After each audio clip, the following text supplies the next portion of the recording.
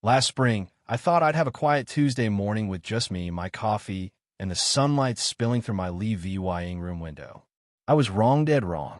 What started as a simple day in our cozy little neighborhood of Willow Creek turned into a circus of flashing lights, a helicopter buzzing overhead, and a bill so hefty it could make a tax collector wince. All because of a knock at my door. A knock I can still hear, sharp and demanding, like it was trying to drill through my peace. My name's Tom Bennett, and my wife, Lisa, and I thought MOVYing to Willow Creek would be our ticket to a serene life-neat lawns, friendly waves, the kind of place where you don't bother locking your front door.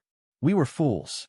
Willow Creek's charm hit a pressure cooker, and at the center of it was Karen Mitchell, the HOA president who ruled with an iron clipboard and a smile that screamed, "I own you."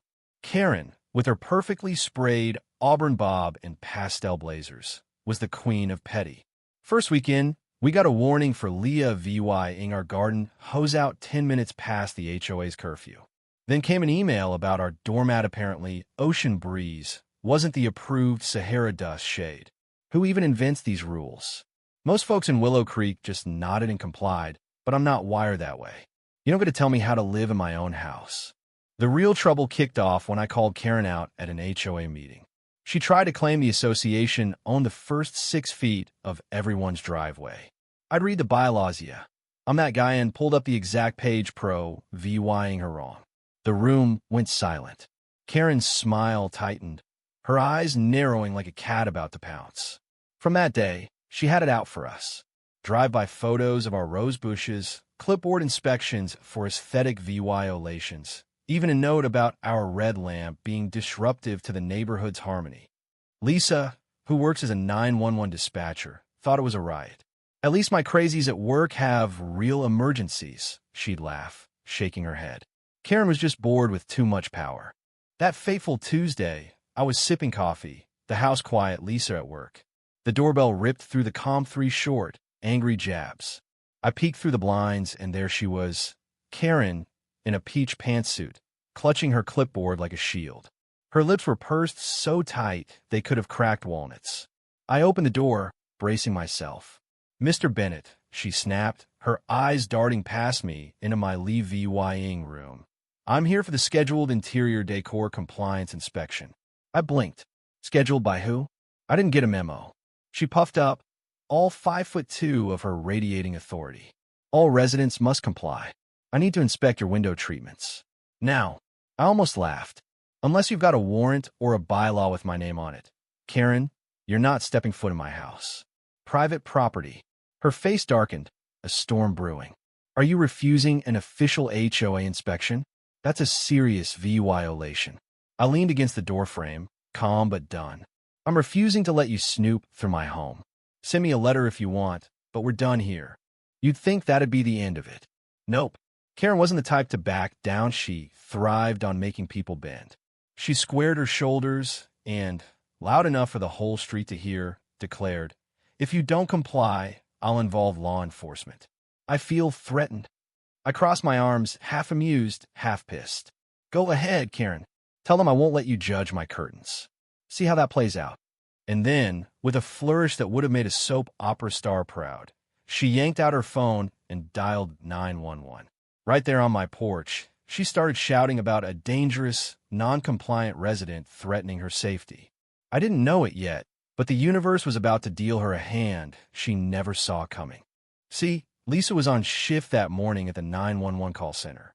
When Karen's call came through, screeching about being threatened at our address, Lisa recognized it instantly.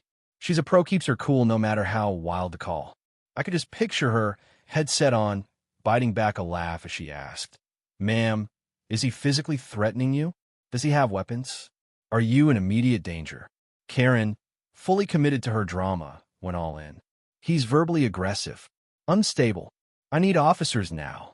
She even demanded SWAT and get Thieves medical team because the stress is overwhelming.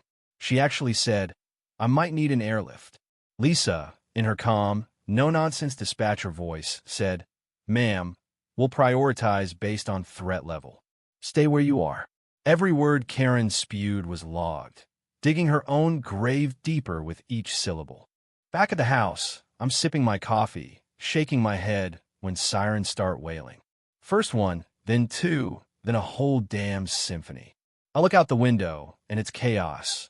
Police cruisers piling up, lights flashing, a helicopter chopping through the sky, its spotlight sweeping my yard.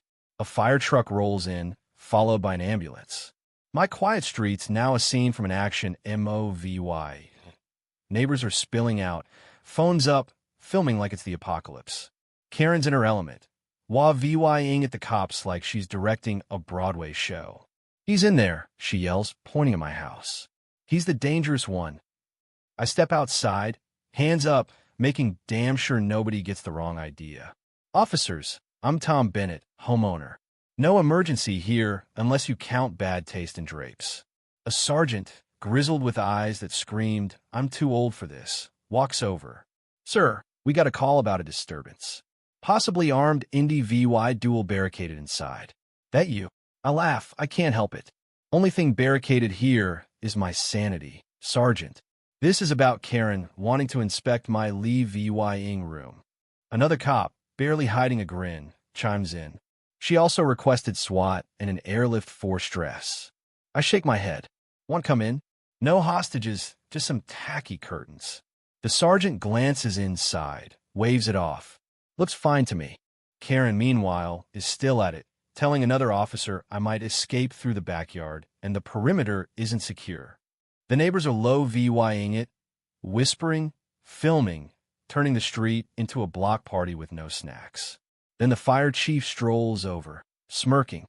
"Ma'am, that chopper ain't cheap, and pulling a fire truck off a real emergency for your curtain crusade? Not a good look." That's when it hits her. The cops lay it out. Every squad car, the helicopter, the paramedics, it all has a price tag, and it's coming for her. They hand her a printout, the numbers so big her knees wobble. She stammers, "But I was threatened. He wouldn't let me inspect his finials." A paramedic, checking her pulse, grins. "Vitals look fine, ma'am. Hope your wallet's ready for the bill." Word spread like wildfire. By the next day, Willow Creek was buzzing. The city slapped Karen with a citation abuse of 911, public nuisance, and a demand to reimburse every cent of the wasted resources. The HOA board, desperate to save face, called an emergency meeting and booted her from her throne. No more clipboard patrols, no more pastel tyranny. Willow Creek changed after that. People started planting wildflowers. One guy got a neon green mailbox just because he could. Me? I ordered the gaudiest, shiniest curtain rods I could find and hung them with pride. Lisa and I laugh every time we see them, glinting in the sun like a middle finger to Karen's reign. The best part? Karen never knew it was Lisa on the other end of that 911 call. My wife played it by the book calm, professional, no hint of spite. She didn't need to throw punches. Karen knocked herself out. Sometimes, all you gotta do is let people like that keep talking. The universe takes care of the rest. So what do you think? Was Karen just a power-hungry busybody? Or did she genuinely believe she was protecting the neighborhood? Should Tom have let her in to avoid the chaos? Or was standing his ground worth the spectacle? And what about Lisa? Did she secretly enjoy watching Karen unravel? Or was she just doing her job? Drop your thoughts in the comments. Hit that like button if you love the drama. And subscribe for more stories where petty tyrants get what's coming.